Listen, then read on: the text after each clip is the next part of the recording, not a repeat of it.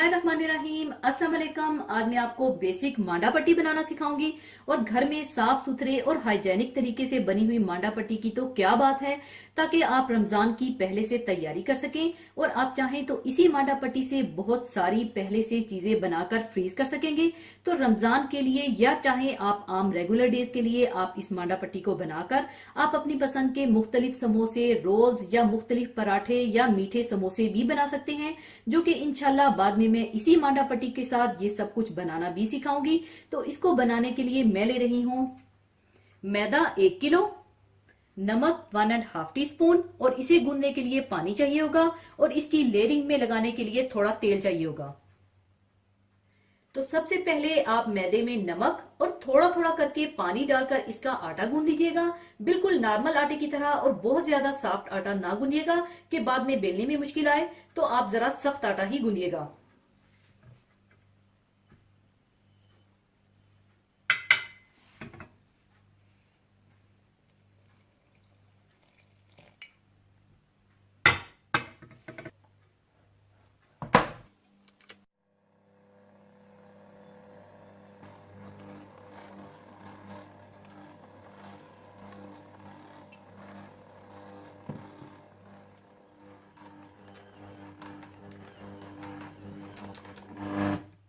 अच्छा सा आटा गूंदने के बाद इसे आप कम से कम आधे घंटे के लिए कवर करके छोड़ दीजिएगा।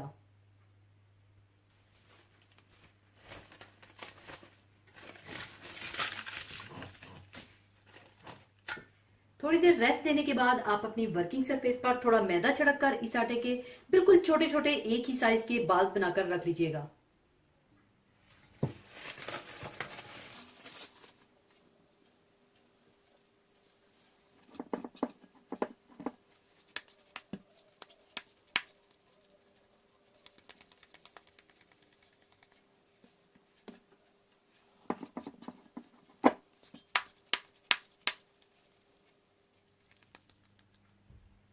सारे छोटे छोटे बाल्स बनाने के बाद नीचे थोड़ा मैदा छिड़क कर इसे आप बेल कर छोटी छोटी पूरियां बना लीजिएगा।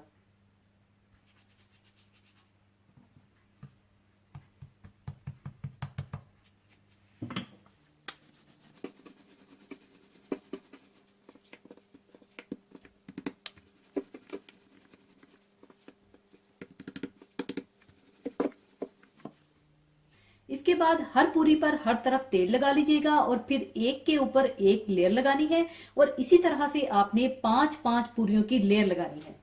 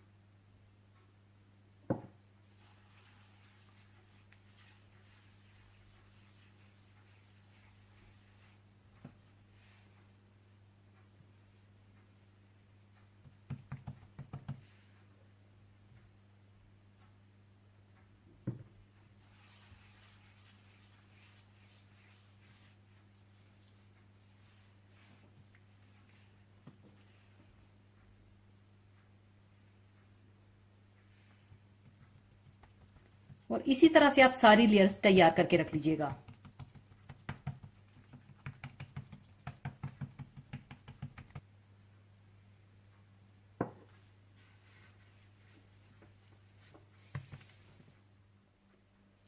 सारी लेयर्स बनाने के बाद आप तवे या पैन को गर्म कर लीजिएगा और आपने इस बात का ख्याल रखना है कि आपका तवा या पैन बहुत ज्यादा गर्म नहीं होना चाहिए, क्योंकि अगर पैन ज्यादा गर्म होगा तो ये ज्यादा पक जाएंगी और रोटी की तरह हो जाएंगी। इस पर फूल भी नहीं आने चाहिए और इसे आपने ब्राउन नहीं करना, बस इसे आपने सेकना है और इसके बाद आप इसकी बड़ी रोटी बेल लीजिएगा और तवे या पैन में सेक लीजिएगा।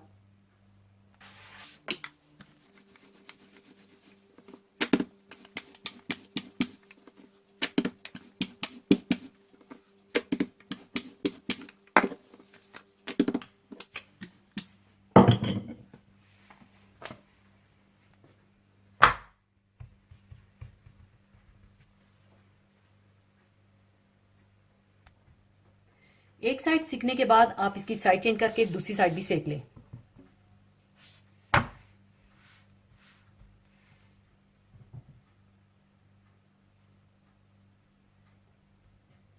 और इसे सेकने के बाद आप इसे उतार लीजिएगा।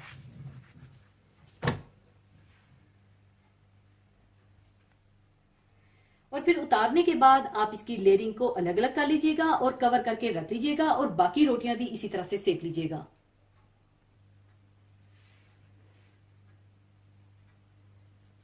और इस तरह से आप इन्हें अलग अलग कर लीजिएगा।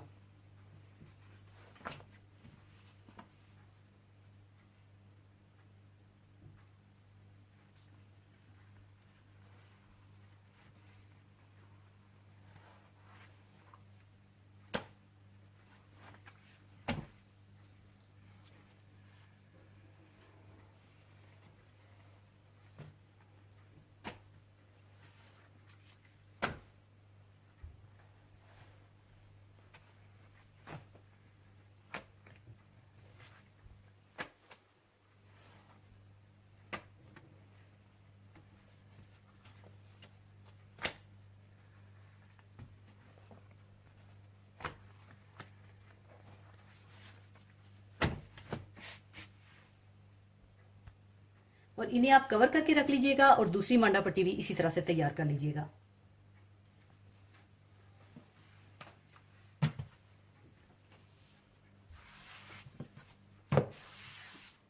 और अब मैं आपको इसकी कटिंग करना सिखाऊंगी कि आप किस तरह से इसकी कटिंग कर सकते हैं। और अगर आप थोड़े बड़े समोसे बनाना चाहते हैं तो आप इस तरह से कटिंग कर लीजिएगा।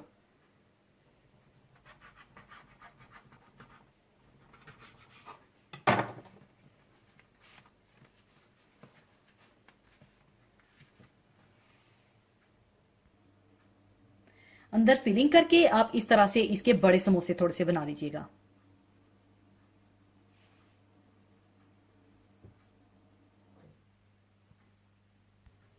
और अगर आप थोड़े छोटे या बाइट साइज के समोसे बनाना चाहते हैं या रोल्स बनाना चाहते हैं तो आप इस तरह से कटिंग कर लीजिएगा।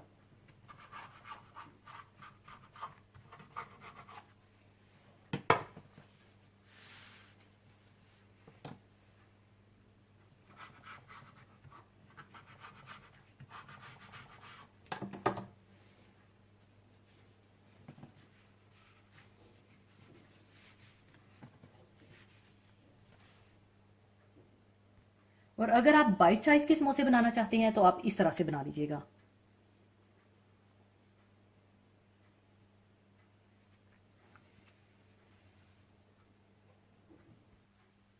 और अगर आप रोल्स बनाना चाहते हैं तो अंदर फिलिंग करके इस तरह से आप बंद कर लीजिएगा।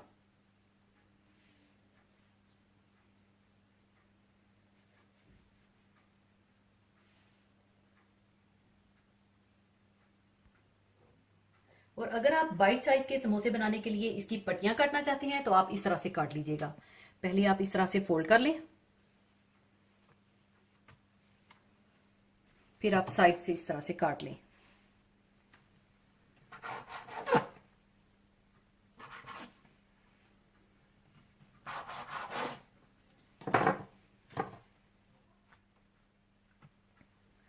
फिर आप इस तरह से फोल्ड करें और फिर दोबारा साइड से काट लें।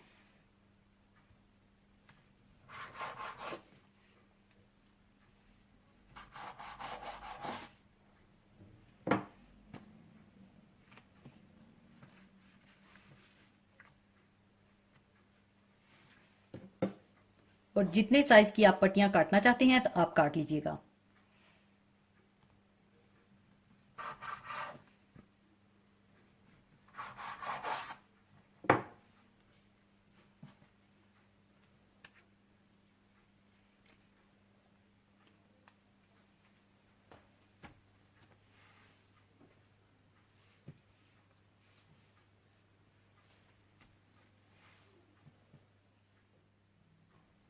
और ये जो कानज को काट कर अलग किया है इसे आप बिल्कुल भी मत फेंकिएगा। इसे आप फ्राई करके पापड़ी की तरह चाट वगैरह में इस्तेमाल कर सकते हैं। लीजिए, मांडा पट्टी तैयार है और इसे आप कवर करके कम से कम 1 महीने तक फ्रीज भी कर सकते हैं। और अगर आप इस समोसा पट्टी में फिलिंग करके फिर फ्रीज करें तो कई महीनों तक या तकरीबन 3 से 4 महीने के लिए आप फ्रीज भी कर सकते हैं। और इसी मांडा पट्टी से आप मुख्तलिफ समोसे, रोल्स या मुख्तलिफ पराठे या मीठे समोसे भी बना सकते हैं, जो कि इंशाल्लाह इसी मांडा पट्टी को इस्तेमाल करते हुए मैं आपको बनाना सिखाऊंगी, ताकि आप अपने घर में रमजान के लिए पहले से तैयारी कर सके। तो जरूर बनाइएगा और मुझे दुआओं में याद रखिएगा। और जाने से पहले एक हदीसे पाक शेयर करना चाहूंगी। हदीसे पाक इस तरह से है। हजरत अनस रजी अल्लाह ताला अन्हो से रवायत है कि रसूलुल्लाह सल्लल्लाहु अलैहि वसल्लम ने फरमाया कि तुम में से कोई शख्स मोमिन नहीं हो सकता जब तक कि उसको अपने माँ बाप, अपनी औलाद और सब लोगों से ज़्यादा मेरी मोहब्बत ना हो। इंसान का ईमान उस वक्त ही मुकम्मल हो सकता है और एक मुसलमान पूरा मोमिन तब ही हो सकता है कि दुनिया के तमाम आदमियों से, हत्ता कि अपने माँ बाप और अपनी औलाद से भी ज़्यादा उसको रसूलुल्लाह सल्लल्लाहु अलैहि वसल्लम से मोहब्बत हो और वो अपने सारे ताल्लुकात और ख्वाहिशात को रसूलुल्लाह सल्लल्लाहु अलैहि वसल्लम के ताल्लुक पर कुर्बान कर सके, जिस तरह सहाबा इकराम रज़ी अल्लाह ने कर दिखाया। अल्लाह ताला हम सबको भी रसूलुल्लाह सल्लल्लाहु अलैहि वसल्लम की हकीकी मोहब्बत अता फरमा दे, आमीन। इसी के साथ मैं आपसे इजाज़त चाहूँगी। अपना बहुत ख्याल रखिएगा, दुआओं में याद रखिएगा। अल्लाह हाफिज़।